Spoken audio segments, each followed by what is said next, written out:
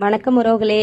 இது பாத்தீங்கன்னா நம்ம மரவள்ளி கிழங்கு நடவு போட்டிருந்தோம் இல்லைங்களா, அந்த வயல் தாங்க. பாருங்க, குச்சி நல்லாவே குறுத்து தளைஞ்சு வந்துருச்சுங்க.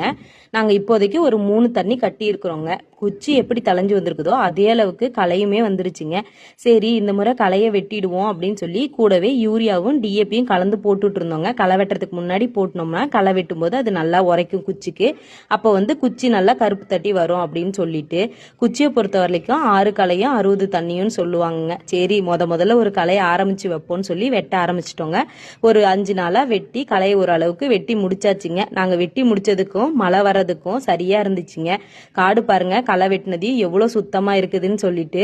ஆனா இப்போ ஒரு 10-15 நாளா மழை பெஞ்சுக்கிட்டே இருந்ததுனால இப்ப திரும்பவும் காட்ட பார்த்தா உங்களுக்கு அடையாளமே தெரியாதுங்க. அந்த அளவுக்கு ஆயிடுச்சுங்க. அதையெல்லாம் உங்களுக்கு அடுத்த வீடியோல நான் ஷேர் பண்றேன். இது மாதிரி விவசாய சம்பந்தப்பட்ட வீடியோக்களை பார்க்கணும்னா தொடர்ந்து நம்ம சேனலை சப்ஸ்கிரைப் பண்ணிட்டு பாருங்க. அடையாளமே தெரியாதுங்க, அந்த அளவுக்கு ஆயிடுச்சுங்க.